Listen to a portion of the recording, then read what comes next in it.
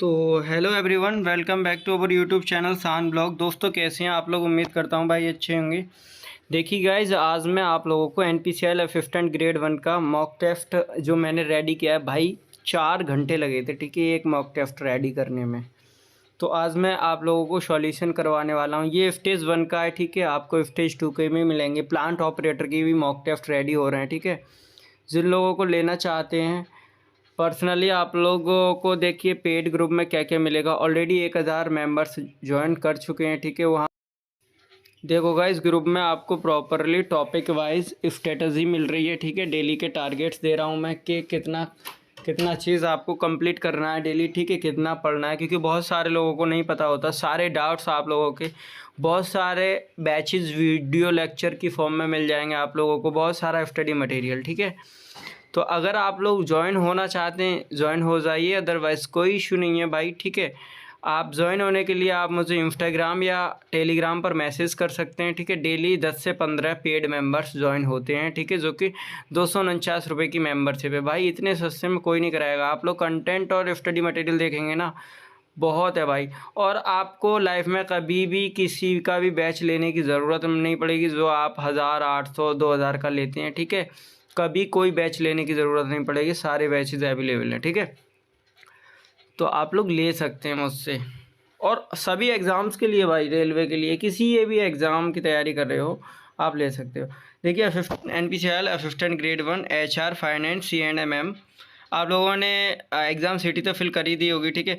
और हाँ गाइज़, आप लोग ये PDF उन लोगों को मिल जाएगी जो मेरे मेंबर्स हैं, ठीक है। बाकी आप लोग भी ले सकते हैं।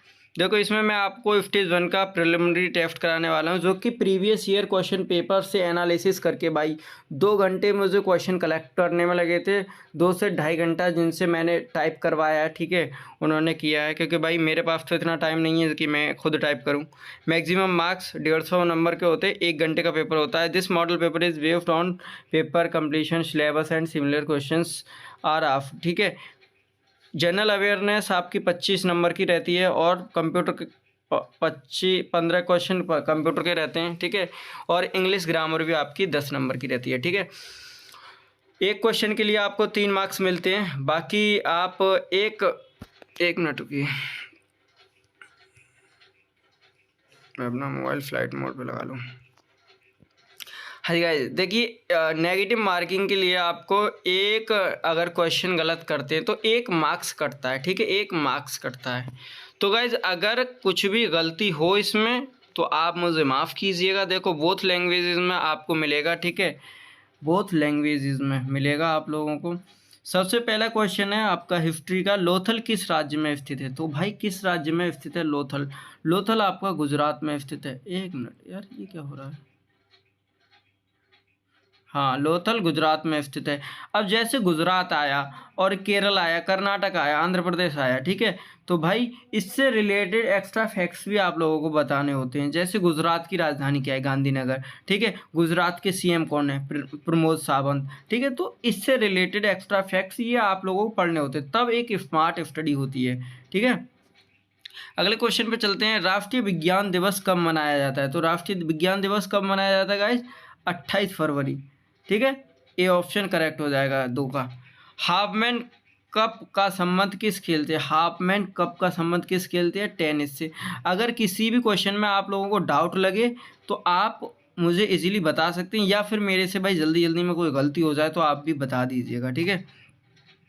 अगला क्वेश्चन आता है, चौथा क्वेश्चन। लोनार झील कहाँ स्थित है? लोनार झील भाई देखिए, महाराष्ट्र में ये पेपर होने वाला है। महाराष्ट्र की GK और करेंट अफेयर से क्वेश्चन 100% बनेंगे, इसलिए मैंने उसी से रिलेटेड एनालिसिस करके आप लोगों के लिए क्वेश्चन डाला है। लोनार झील कहाँ स्थित है? महाराष्ट्र। अब जैसे महाराष्ट्र आया तो महाराष्ट्र की राजधानी मुंबई। अब महाराष्ट्र के बारे में आपको बताना है। महाराष्ट्र के CM कौन है? एकनाथ शिंदे, ठीक है, अभी करंट में।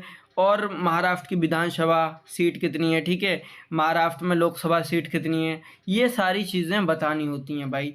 और महाराष्ट्र के गवर्नर का क्या नाम है, ये सारी चीज़ें एनालिसिस करनी होती हैं। जैसे अगर एक क्वेश्चन आया तो उससे रिलेटेड, अजंता की गुफाएं भी आपकी महाराष्ट्र में, ठीक है, अजंता एलोरा की गुफा। भारत में जनगणना की जाती है कितने वर्षों के अंतराल? भाई कितने वर्षों के अंतराल? 10 वर्षों के अंतराल।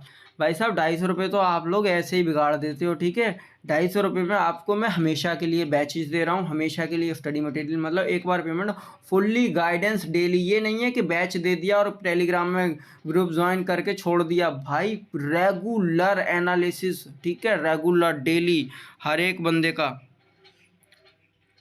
145 गर्ल्स ऑलरेडी ज्वाइन कर चुकी हैं, ठीक है। द्वितीय विश्व युद्ध के समय ब्रिटेन का प्रधानमंत्री कौन था? ब्रिटेन का प्रधानमंत्री, अब बहुत सारे लोग इसमें वी ऑप्शन लगाएंगे, ठीक है। वी ऑप्शन लॉर्ड क्लीमेंट एटली, ठीक है। भाई ये वी ऑप्शन नहीं है इसमें। इसने पूछा द्वितीय विश्व युद्ध के समय ब्रिटेन का प्रधानमंत्री कौन था? ब्रिटेन का प्रधानमंत्री था विंस्टन चर्चिल। देखिए द्वितीय विश्व युद्ध कब हुआ था, शायद मुझे कंफर्म डेट याद नहीं है, या 1915 के समथिंग हुआ था, ठीक है।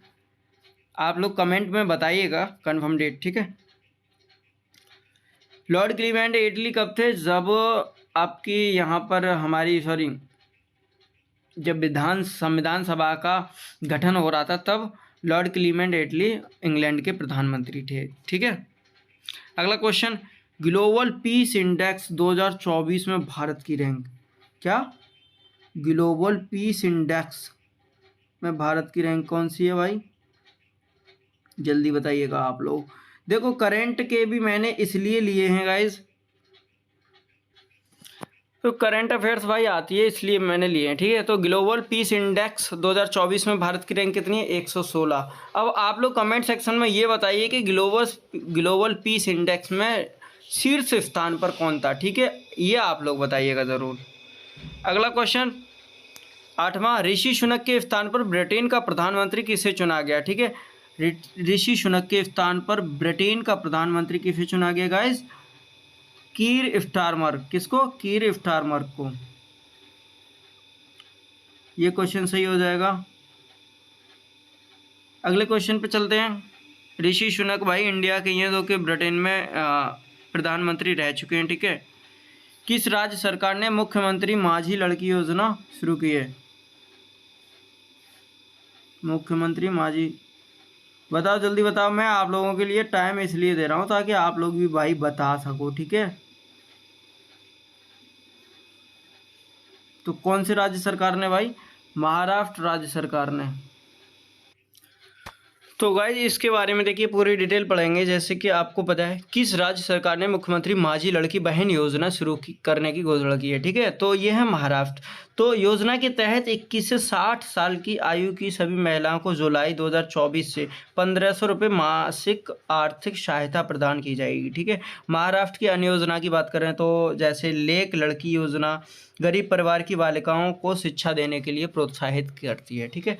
तो ये सब ऐसी डिटेल्स आप लोगों को भाई जाननी पड़ेंगी, ठीक है गाइस। अगले क्वेश्चन की बात करेंगे हम। देखो भाई बहुत टाइम लग गया था इस पेपर को तैयार करने में। T20 वर्ल्ड कप 2024 में मैन ऑफ द सीरीज़ का खिताब किसने जीता है? T20 वर्ल्ड कप में मैन ऑफ द सीरीज़ का खिताब किसने जीता है? जसप्रीत बुमराह ने, ठीक है। जसप्रीत बुमराह ने। सी ऑप्शन इज करेक्ट हो जाएगा। अब इसके बारे में बात करेंगे। अमेरिका और वेस्ट इंडीज़ में T20 वर्ल्ड कप 2024 का आयोजन किया गया। T20 वर्ल्ड कप का जो 9वां संस्करण था, ठीक है। और ये सबसे पहला कब हुआ था? 2007 में अमेरिका और वेस्ट इंडीज़ में आयोजन हुआ था। फाइनल मैच जो था किंगस्टन ओवल और ब्रिज टाउन स्टेडियम में हुआ था। और फाइनल जो हुआ था दक्षिण अफ्रीका और भारत के बीच हुआ था, ठीक है। T20 man of the series Jasprit Bumrah. Artificial intelligence preparedness index 2024 में भारत की रैंक, तो भारत की रैंक कितनी थी गाइज? जल्दी बताएंगे आप लोग। और यार आप लोगों को जो भी डाउट हो, जो लेना चाहते हैं बैच ले लीजिए, ठीक है। अदरवाइज़ कोई इशू नहीं है। आप लोगों को जो भी डाउट हो वो मुझसे पूछ सकते हैं, ठीक है गाइज। तो इसमें भारत की रैंक थी 72, ठीक है। ए ऑप्शन करेक्ट हो जाएगा आपका। क्वेश्चन थोड़ा बड़ा हो जाएगा, बड़ा हो जाएगा ये, ठीक है। अब इसमें हम बात करेंगे इंडेक्स के द्वारा सभी देशों को 4 आधार digital infrastructure, human capital and labour market policies, innovation and economy. Integration and regulation and ethics के आधार पर दिए। तो गाइस इसमें कुल देश जो शामिल हुए थे वो टोटल 174 हुए थे। शीर्ष स्थान पर सिंगापुर था, सेकंड नंबर पे आपका डेनमार्क था, ठीक है, थर्ड नंबर पर यूनाइटेड स्टेट्स था, मतलब अमेरिका, ठीक है। अगला क्वेश्चन है कि इस भारतीय शतरंज खिलाड़ी ने लियोन मास्टर्स शतरंज चैंपियनशिप 2024 जीती है, ठीक है। तो किसने जीती है भाई? विश्वनाथ आनंद ने, ठीक है। अब इसके बारे में बात करेंगे। पूर्व विश्व शतरंज चैंपियन भारत के विश्वनाथ आनंद ने लियोन मास्टर्स शतरंज चैंपियनशिप 2024 जीता है। विश्वनाथ आनंद का यह 10वां लियोन मास्टर्स शतरंज चैंपियनशिप का खिताब था। कौन सा भाई? 10वां, ठीक है। लियोन मास्टर्स शतरंज टूर्नामेंट स्पेन के लियोन शहर में आयोजित किया गया। टूर्नामेंट में सिर्फ 4 खिलाड़ी शामिल होते हैं, ठीक है। अगले क्वेश्चन पे बात करते हैं। 24वां शंघाई यानी शंघाई सहयोग संगठन शिखर सम्मेलन 2024 का आयोजन कहाँ किया था? मतलब SCO की बैठक 24वीं कहाँ हुई थी, ठीक है। तो कहाँ हुई थी गाइस? ये हुई थी आपकी कजाकिस्तान में, ठीक है। 3 जुलाई को कजाकिस्तान की राजधानी अस्थाना में शंघाई कॉरपोरेशन ऑर्गेनाइजेशन का 24वां संस्करण शुरू हुआ। वर्ष 2023 में भारत ने शंघाई कॉरपोरेशन की मेज़बानी की थी। कब? ये क्वेश्चन भी आ सकता है कि SCO की मेज़बानी भारत ने कब की थी? तो कब की थी? और एक G20 की भी भाई पिछली साल इंडिया में हुई थी 2023 में। ये क्वेश्चन भी आप लोगों को याद करना पड़ेगा। सम्मेलन के दौरान multilateral cooperation, Russia Ukraine war आदि टॉपिक्स पर डिस्कशन किया गया, ठीक है। अगले क्वेश्चन पर पेरिस ओलंपिक 2024 के लिए भारतीय टीम को सेफ्टी मिशन किसे नियुक्त किया गया? सेफ्टी मिशन किसको नियुक्त किया गया भाई? गगन नारंग। सी ऑप्शन करेक्ट हो जाएगा, ठीक है। और इनके बारे में बात करते हैं। इंडियन ओलंपिक एसोसिएशन ने पेरिस ओलंपिक 2024 के लिए सेफ्टी मिशन और फ्लैग वियरियर की घोषणा की। सेफ्टी मिशन ओलंपिक गेम्स का एक प्रमुख अधिकारी होता है जो किसी देश की ओलंपिक टीम का नेतृत्व करता है। Safety mission Indian shooter Gagan Narang को पेरिस ओलंपिक्स 2024 के लिए इंडियन टीम के सेफ्टी मिशन अपॉइंट किया गया। इंडियन बॉक्सर के लिए मैरी कॉम के प्लेस पर, ठीक है, इंडियन बॉक्सर मैरी कॉम के स्थान पर। कैबिनेट द्वारा बधावन, अगला क्वेश्चन है भाई 15वां। कैबिनेट द्वारा बधावन बंदरगाह योजना को मंजूरी दी। बधावन परियोजना किस राज्य में स्थित है? बधावन परियोजना, ठीक है। तो वी ऑप्शन करेक्ट हो जाएगा आपका महाराष्ट्र राज्य में। यह पोर्ट ग्रीनफील्ड परियोजना के तहत बनाया जाएगा। ग्रीनफील्ड परियोजना का मतलब है कि क्षेत्र में कोई मौजूदा बंदरगाह नहीं है और नए सिरे से यह नया बंदरगाह बनाया जाएगा, ठीक है। अगले क्वेश्चन पे बात करते हैं भाई साहब। जिसको ज्वाइन करना है कर लीजिए, अदरवाइज कोई इशू नहीं है। 249 रुपये का बैच है पूरा। और आप ये नहीं है कि एक महीना एक बार ओनली एक पेपर के लिए, भाई ऑल एग्ज़ाम्स के लिए आपको सारा स्टडी मटेरियल मिलेगा, सारी PDF मिलेंगी। जो आपको नहीं मिलता वो मेरे पास मिलेगा, ठीक है। हाल ही में भारत ने किस देश के साथ ई-मेडिकल वीज़ा सेवा शुरू की है? तो किस देश के साथ में की है भाई? ये है आपकी शेख हसीना यानी बांग्लादेश के साथ, ठीक है। ई-मेडिकल वीज़ा सेवा, इसके तहत भारत में इलाज के लिए आने वाले बांग्लादेशी नागरिकों के लिए देश में ई-मेडिकल वीज़ा सुविधा शुरू की जाएगी, ठीक है, ग्रीन पार्टनरशिप को बढ़ावा देने के लिए। देखो, बांग्लादेश की जो प्रधानमंत्री थी इन्होंने इस्तीफ़ा दे दिया था क्योंकि बांग्लादेश में एक गृह युद्ध के वो हालात हो गए थे, ठीक है। तो इनको इस्तीफ़ा देना पड़ा। और वहाँ के शायद अभी जो प्रधानमंत्री नियुक्त हुए हैं, मुझे नाम नहीं पता, शायद अय्यूब या आप लोग ज़रूर बताइएगा, वहाँ के प्रधानमंत्री नॉमिनेट हो चुके हैं, ठीक है। इनके रिज़ाइन देने के ही ठीक 2 दिन बाद ही हुए थे। अगला क्वेश्चन है नाटो का महासचिव किसे नियुक्त किया गया? 17वां क्वेश्चन है नाटो का महासचिव किसे नियुक्त किया गया? तो भाई किसे नियुक्त किया? मार्क रूट को। सी ऑप्शन करेक्ट हो जाएगा आपका। मार्क रूट को नाटो का महासचिव नियुक्त किया गया, ठीक है। नीदरलैंड डच के फॉर्मर, ये मार्क रूट कहाँ के? नीदरलैंड के। नाटो के महासचिव नियुक्त किया गया। मार्क रूट को नाटो के वर्तमान महासचिव जेंस स्टोल्टेनबर्ग के स्थान पर महासचिव बनाया गया है। ठीक है। अगर नाटो की बात करें तो यूरोप और उत्तरी अमेरिकी देशों का एक सैन्य और राजनीतिक गठबंधन है। इसकी स्थापना आपकी 4 अप्रैल 1949 को हुई थी। इसका मुख्यालय नाटो का है ब्रुसेल्स में। ठीक है, जो कि बेल्जियम की राजधानी है। और टोटल 32 सदस्य हैं, 30 यूरोपीय और 2 उत्तर अमेरिकी हैं। और भारत नाटो का सदस्य नहीं है। ठीक है, स्वीडन नाटो का 32वां देश है।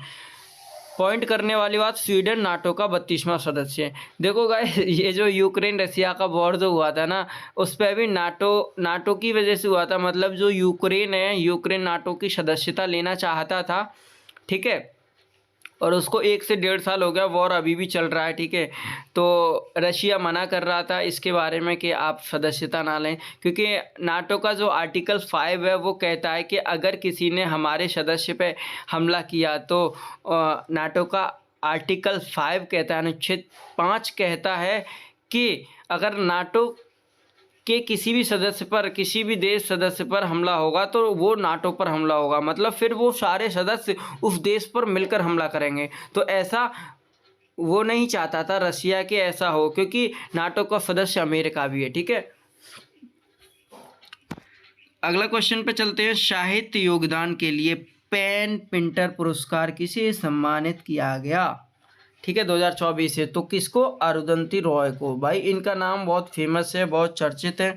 ठीक है, 27 जून को ब्रिटिश लाइब्रेरी ने भारतीय लेखिका अरुंधति रॉय को पेन पिंटर पुरस्कार 2024 से सम्मानित किया गया। ठीक है, अरुंधति रॉय जन्म मेघालय में हुआ।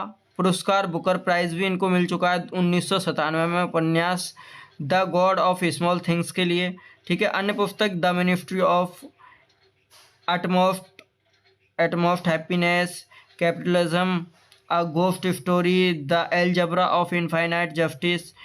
पेन पिंटर पुरस्कार साहित्य पुरस्कार है जो एक यूनाइटेड किंगडम, आयरलैंड या कॉमनवेल्थ नेशंस में रहने वाले साहित्यकारों के लिए दिया जाता है। शुरुआत इसकी कब हुई थी? 2009 में। किसकी?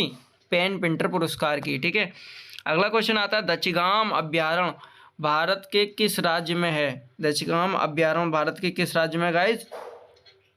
तो ये हो जाएगा क्वेश्चन आपका 19वें क्वेश्चन का आंसर बताइएगा जल्दी।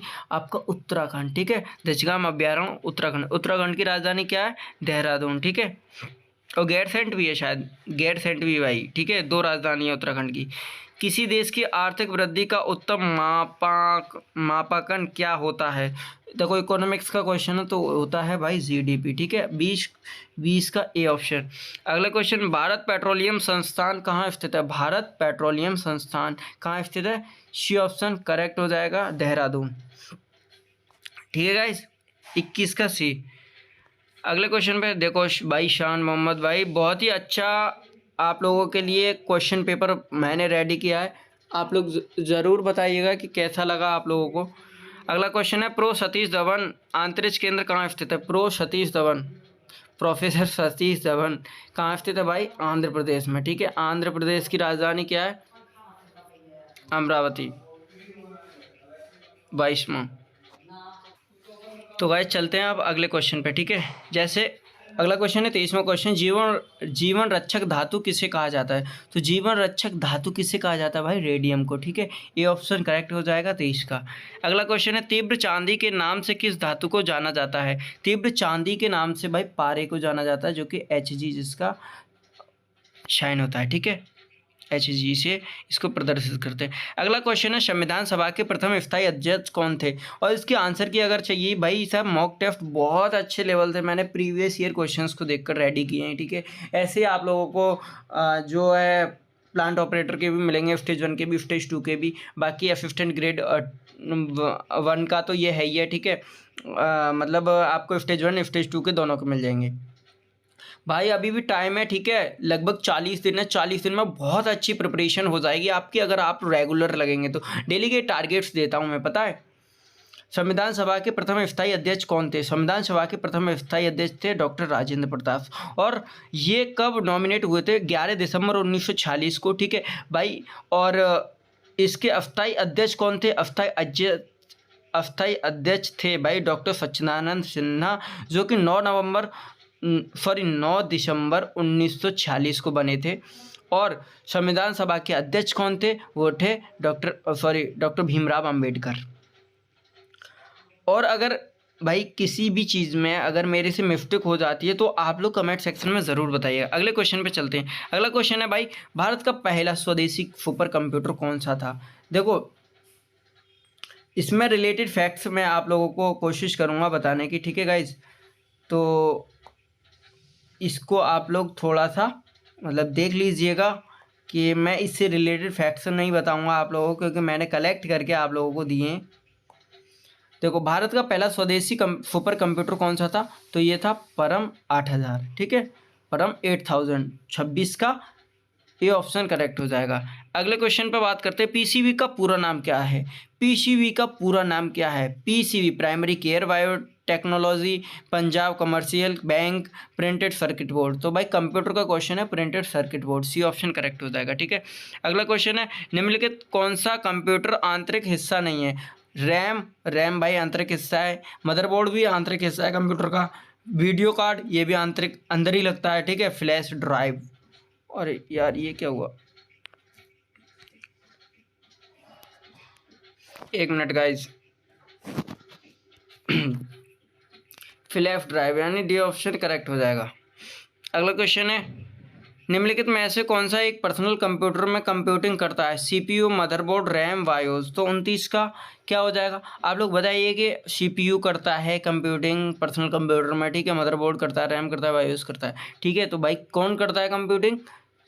सीपीयू, ठीक है, यानी ए ऑप्शन इज करेक्ट, 29 का ए ऑप्शन। अगला क्वेश्चन है, कंप्यूटर विज्ञान में सीपीयू का पूरा नाम क्या है? तो भाई ऐसी नॉर्मल क्वेश्चंस आ जाते हैं उसमें, तो सीपीयू का फुल फॉर्म बहुत सारे लोगों को पता होगा, मतलब सभी लोगों को पता है यार, ये तो नॉर्मल चीज़ें हैं। Central processing unit, B option correct हो जाएगा। देखिए गाइज, इसमें हो सकता है टाइपिंग में थोड़ा ऊपर नीचे हो गया हो, लेकिन जैसे ये बी लग रहा है ना, तो ये बी ही है, ठीक है, बस टाइपिंग में ऊपर नीचे हो गया है, सेंट्रल प्रोसेसिंग यूनिट, ठीक है, सीपीयू का फुल फॉर्म। अगला क्वेश्चन है, निम्नलिखित में से क्या कंप्यूटर का एक घटक नहीं है? एएलयू, सीपीयू, मेमोरी, कागज। तो भाई कंप्यूटर का घटक नहीं है, कोई भी बता देगा, जैसे कागज नहीं है, ठीक है। और इसमें से कंप्यूटर ले लो, आपका जीके करंट अफेयर्स ले लो, 100% आपको क्वेश्चन देखने को मिलेंगे, क्योंकि पीवाईक्यू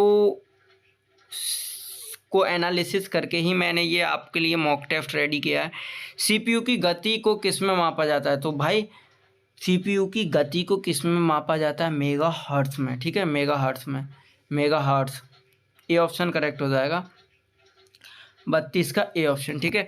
आधुनिक कंप्यूटरों का जनक किसे माना जाता है?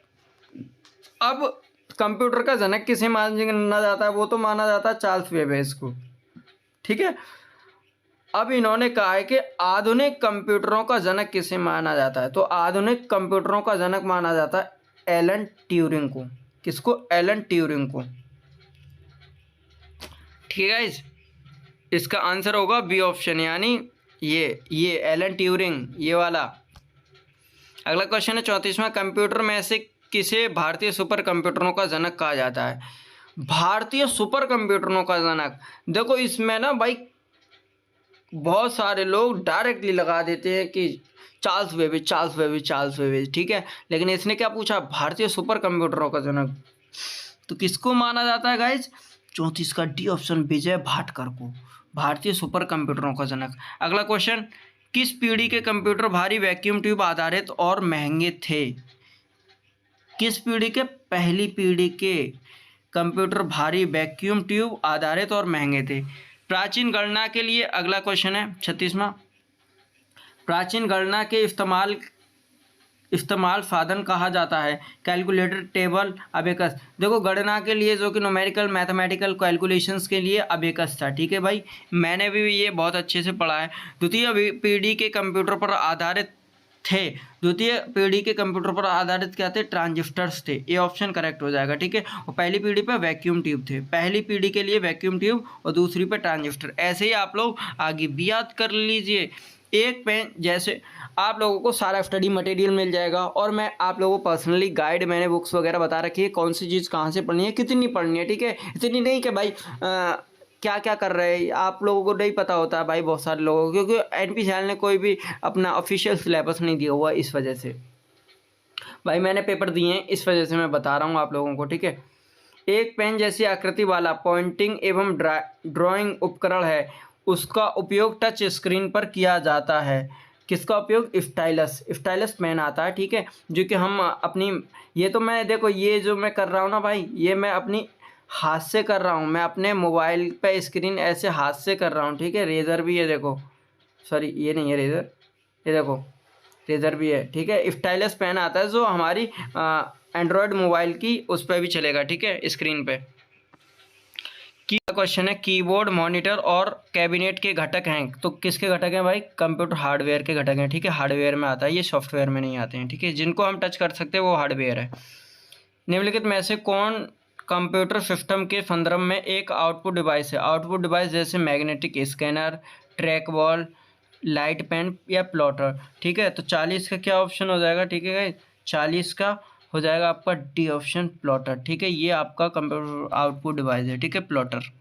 अगली क्वेश्चन है, पिंकी डांसेस इंग्लिश का सेक्शन आ गया गाइस। जल्दी से वीडियो को लाइक कर दो, अपने दोस्तों में शेयर कर देना। जिसको ज्वाइन करना है भाई मेंबरशिप हमेशा के लिए, सारे बैचेज मिल जाएंगे, सब कुछ मिल जाएगा। आराम से आप लोग इंस्टाग्राम या टेलीग्राम पर मैसेज करके ज्वाइन कर सकते हैं, ठीक है भाई। अभी टाइम है आपके पास, मैंने ऑलरेडी बहुत सारा कुछ करा दिया है, ठीक है। वो लोग भी अभी आप लोग कर सकते हैं, इतना टाइम है। पिंकी डांसेस वेरी वेल, तो ए ऑप्शन करेक्ट हो जाएगा, डज नॉट शी, ठीक है। अगला क्वेश्चन है, we have not met before. We have not met before, did we, did not, we have not, she, have B. तो D option हो जाए, एक मिनट, डी ऑप्शन करेक्ट हो जाएगा। अरे यार इसको ऊपर लूँ, डी ऑप्शन करेक्ट हो जाएगा, हैव बी, ठीक है। We have not met before, have B. भाई इंग्लिश ग्रामर आप लोगों को खुद करनी पड़ेगी, ठीक है। मैं आप लोगों को पीवाई दे दूंगा और मॉक में दे दूंगा। I am senior to him, 43 का I am senior to him, are not I, ठीक है, आर नॉट आई। आगे क्वेश्चन पे चलते हैं, 44, the number of persons engaged. अब यहाँ पर इसमें से सेलेक्ट करना है, इज आएगा या आर आएगा, ठीक है। इज 20 या आर 20, तो इसमें आ जाएगा is 20। The number of persons engaged is 20, ठीक है। 44 का इज, ठीक है। अर्थ ऑफ देम हैज या हैव टू कम हियर, इसका आप लोग आंसर बताएंगे कि इसका क्या आंसर है, ठीक है। To cut one shot, 46, to cut one shot मतलब टू कट वन शॉट, तो इसका आंसर हो जाएगा शी ऑप्शन करेक्ट हो जाएगा, टू इंटरप्ट वन, ठीक है। 46 का शी ऑप्शन। और गाइस देखिए इंग्लिश ग्रामर थोड़ी मेरी कमज़ोर है, तो इस वजह से आप लोग एडजस्ट कर लीजिएगा। मैं आपको आंसर बता रहा हूँ, है ना भाई। जो अपने अंदर कमी है वो मैं आपको बता ही रहा हूँ। बाकी मैथ ले लो, रीजनिंग ले लो, जीके ले लो, स्टैटिक जीके ले लो, फिजिक्स, केमिस्ट्री, बायो सब अच्छी हैं, ठीक है, बस इंग्लिश को छोड़ के। 47 क्वेश्चन है, to nail one's colours of the mast, तो इसका कौन सा ऑप्शन हो जाएगा, ठीक है। B option, to refuse, to surrender, ठीक है। ये ईडियम्स एंड फ्रेजेज हैं। Ramu was cleaning the floor, तो भाई ये एक्टिव पैसिव वॉइस आ गए, ठीक है, पैसिव वॉइस आ गए। Ramu was cleaning the floor, 48 का B option, the floor was being cleaned by Ramu. जैसे वॉज को वॉज बीइंग में इज एम आर को is being, are being, am being में चेंज करते हैं, ठीक है। और वॉज वर्क को करते हैं वॉज विंग, वर विंग में, ठीक है। तो पहला ऑप्शन तो करेक्ट गलत हो जाएगा, ठीक है। क्यों हो जाएगा? Ramu was being cleaned the floor, लेकिन इसमें रामू को ही इन्होंने सब्जेक्ट बना दिया। लेकिन हम लोग जब एक्टिव पैसिव करते हैं तो ऑब्जेक्ट को सब्जेक्ट बनाते हैं, ठीक है। Give the order, 49, give the order, मुझे ऑर्डर दो, ठीक है। 49 का बी ऑप्शन करेक्ट हो जाए, let the order be given. ये क्या है आपका? ये शायद, हाँ, let the order be given. अगला क्वेश्चन है एंड लास्ट क्वेश्चन आज का, Raj said where is she going. ये आपका हो गया भाई नरेशन, ठीक है, जिनको आप नरेशन आगे, ठीक है। Raj said where is she going, तो कौन सा ऑप्शन हो जाएगा 50 का C option. Raj asked where she was going, ठीक है, Raj asked where she was going. तो गाइस आप लोगों को मॉक टेस्ट कैसा लगा मुझे ज़रूर कमेंट सेक्शन में बताइएगा। और 249 रुपये का पेड है, जिसमें कि @sanblog 786 पर आप लोग मैसेज करके, इंस्टाग्राम आईडी है @sanblog 0786, टेलीग्राम आईडी है, आप लोग मैसेज करके ज्वाइन हो सकते हैं। हमेशा के लिए आपको मॉक मिल जाएंगे, कम से कम 20 मॉक टेस्ट मिलेंगे आपको, ठीक है, प्लांट ऑपरेटर के भी मिलेंगे और भाई इसके भी मिलेंगे, और प्लस अदर भी प्रैक्टिस के लिए डेली मिल रहा है भाई, डेली, ठीक है, डेली टॉपिक वाइज कैसे क्या करना है, और बहुत सारे लोग कंप्लीट भी कर रहे हैं बहुत अच्छे तरीके से। तो चलिए, अगर वीडियो अच्छी लगी हो तो जल्दी से लाइक कर दीजिए, अपने दोस्तों में शेयर कर देना। Okay, thank you so much.